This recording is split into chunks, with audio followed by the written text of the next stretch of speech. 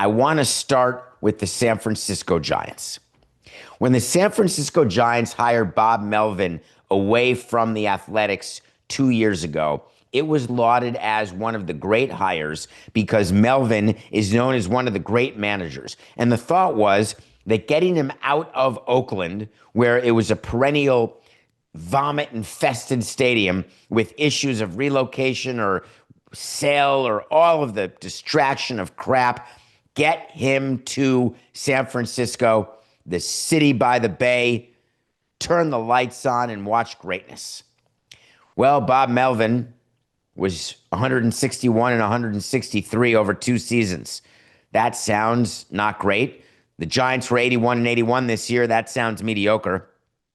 But the big thing that happened is that Buster Posey, yes, their former catcher, Scott Cousins' best friend, is now the president of baseball operations. One thing that president of baseball operations learned is they want their own manager because they need total and complete loyalty from their manager. The manager reports to the president of baseball ops, hard stop. The manager has to be loyal to the president of baseball ops, hard stop. There were many years when we had a manager and a GM not get along, and it doesn't work. You got to make a change. I am not telling you that Buster and Bob were not friends. I weren't telling you they weren't lovers or countrymen. What I'm telling you is that Buster Posey wanted his own guy, and it was never going to be Bob Melvin. So what did they do? They fired him. Here's the part I don't get, Buster. You're an executive now. You got to think about money. Part of the job of being a GM, president of baseball ops, is you're running one of the biggest, if not the biggest, cost center in a large company. You are responsible for the owner's money. Why did you pick up Bob Melvin's option 3 months ago? Because the team was playing well? You felt like it was important? Well, I used to be the same way.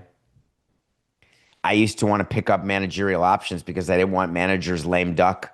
I wanted the clubhouse to know that this manager was the manager. I wanted to give our team the best chance to win. I was the same as you, Buster Posey. And I look back on it now, and I should have been more Yankees-like. Let everyone be lame duck. Why spend extra money when you don't need to, when you're going to come out with a quote that Buster Posey did yesterday upon firing Bob Melvin, where he said, after careful evaluation, we determined that making a change in leadership was in the best interest of the team. I'm sorry. What careful evaluation did you do? The fact that you traded for Devers and you've gone to bed with Devers with the contract that you took over from the Red Sox, and then you realize that, wait a minute, Justin Verlander, as good as he was toward the end of the season, that's not going to be the difference maker? You realize the team you put together wasn't good enough, but you thought the first 3 months when you made the trade and you bought instead of sold that, hey, we're going to roll in a Western Division where you're maybe the fourth best team? But you carefully evaluated now? I do not like that choice of words because as a team president, I'd like to believe I always carefully evaluated. But now we're really carefully evaluating. And then Buster Posey said, we're looking to find a different voice that can take us in a different direction. You mean above 500? You mean back to the playoffs? Back to the World Series? Why can't you just say this, Buster? Let me give you a word of advice. Yes, you're right that I thought that Bob Melvin would be the manager going forward, which is why we picked up his option. It was hard for me to believe that the team folded the way it did the second half of the season, and there was no way I was going to meet with the owner postseason and say that it was my fault for acquiring Devers or it was my fault for putting the team together that I helped put together. So therefore, I suggested to the owner that we should get a new voice and fire Bob Melvin. That would be outstanding. That's a great quote. And I think people would enjoy that quote. And people would appreciate that quote and respect that quote. But the drivel that you released and that the San Francisco PR people allowed you to release gives you donut credibility. Donut. Need a new voice, a new direction. Give me a small break. Unfortunately, Coca, that wasn't the worst quote from yesterday with managerial changes, and not by a long shot. The worst one, of course, happened with the Texas Rangers. Because Bruce Bochy won the World Series with the Rangers 2 years ago, it turns out that they mutually agreed to part ways. I can't even say it with a straight face. I can't. You think for 1 second that Chris Young and Bruce Bochy met and they said, ready? We're going to do a survivor reveal. Do you want to come back or do you want to leave? Ready? A rock in your hand means you want to come back. If your hand is empty, you want to leave. Ready? 1, 2, 3, reveal. That's not how it happened. What happened is that Chris Young said to Bruce Bochy that we're not having you back, but we would like to kick you upstairs, and we'd like the announcement to be yours. You've earned it. You won the World Series. And wait till you hear my quote about you, Bruce. I'm going to say, Bruce Bochy is one of the greatest managers in baseball history. He will forever hold a place in the hearts of Ranger fans. Hold on, I'm getting verklempt.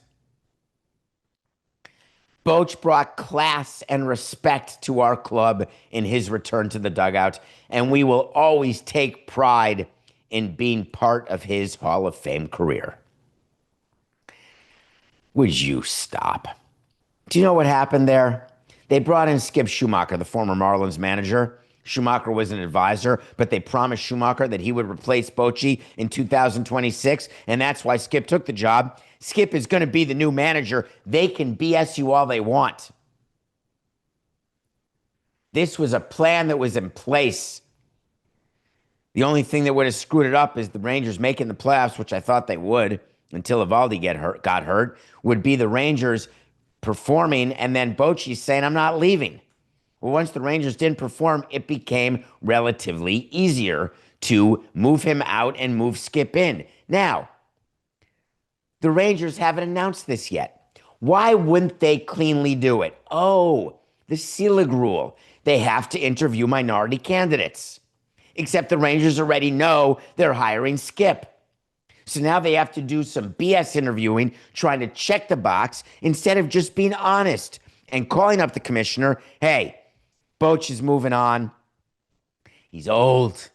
I mean, old. Give me a break. He's not old at all. Maybe old. No, he's not even old in baseball terms. Coca, isn't Bochy younger than Jack was when he won the World Series for us in 2003? I think Bochy may be 70, 71. I'm not exactly sure. But the Rangers could have called the commissioner's office, said, we want Bochy to go, but we want Bochy to be at the table with Skip, who's going to be our next manager. And you know what the commissioner would have said?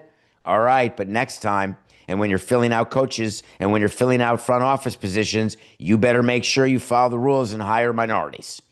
That's a conversation that commissioners have been having since way before Rob.